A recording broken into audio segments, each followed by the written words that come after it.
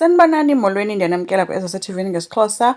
UPhetheni ke waxelela uNomfundo nonjengaye uba ubhaqe uNomalanga esela utywala, so wacela uNomfundo kamgade every movement. So nabo ke uNomalanga uhleli noGcina bayazincokolela ke ngeento zabo ze-pregnancy ke.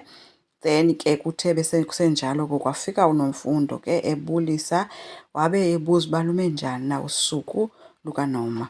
Uthe uzoya ejimini ke later, wabe sithi kuNomfundo ke yinto entle ke leyo for umntana igodi. Isimali kaNomfundo ke siqala ngapha siyophuma le. Nabo ke babhidekile kuba inoba kwenzeka ntoni. Uye wathi kuNomfundo angamenzela ntoni na ke uNomalanga for ukutya later. Wabe sesithi uzohamba akayomjongela ke efrijini. So ba-confused ke bobayi-two ke, uye wabashiya ke ebusiya ke ekhitshini ethi uzawomenzela ke ukudla.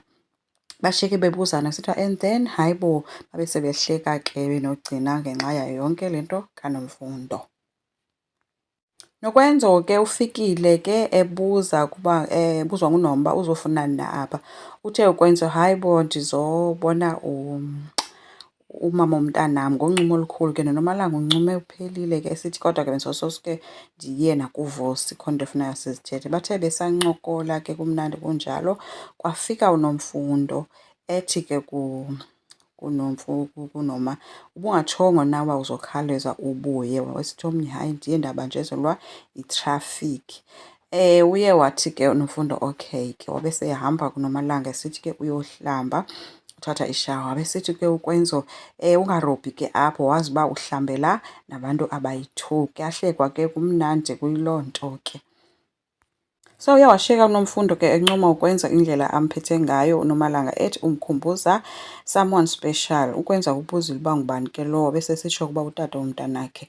Uthe ke yho waye-hands on during i-pregnancy yam. So ukwenza ubuze ukuba xa ucinga xa inobuya kuwe sithi lungisani izinto ubuyile empilweni yakho ungenza njani. Besithi uNomfundo hayi sendadlula mna apho ngoku and ujale apha ebusweni ke. Ukwenzo ke uye wathi ke uyaxolisa ngaso sonke ke ese senzo esenzeka between yena notata womntwana. So ebemsizela ke lilonke inoba bengena ezihlangwini zakhe njengoba naye engekho empilweni kaNomalanga.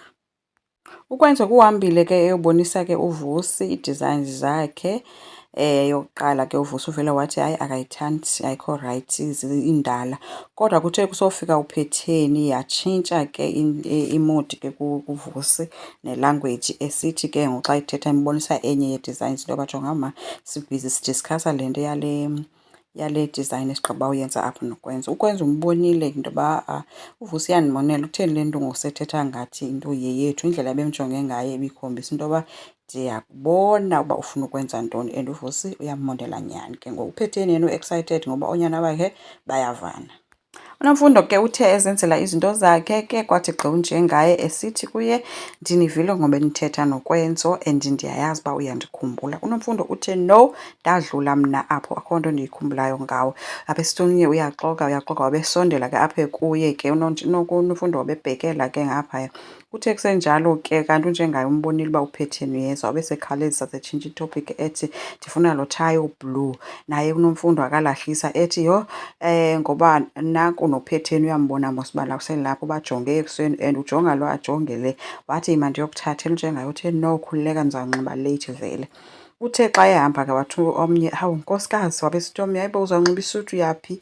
Wabe kuhlekwa ke njengaye noPhetheni ke wabe ehleka engazi into yoba aba bantu bamlalisa ingqondo. So uPhetheni ke ushiyeke ebuza uNomfundo kuba kuhamba kanjani na ngoNomalanga. Uthe omnye hayi urayithi usaziphethe kakuhle andiboni nto. Uthe ke uPhetheni kungcono ke andifuni alimaze umntana.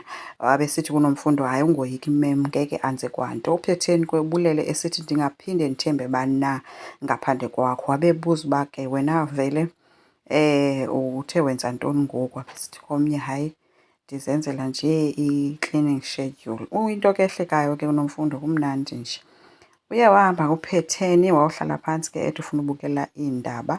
Wabebhizi ke ekhwaza indoda yakhe ethi njengi. So yena akazi into yoba aba bantu boyi-two baphezu kweyiphi ingqondo. Uthemba uNomfundo ngaphezu kwabo bonke abantu kule ndlu kodwa ngoyena mntu omenze kabuhlungu. Asazi uba uyozathini mhla wazi. Enkosi ngicela siqhubeke, subscribe, silike, singakhomenta futhi bye.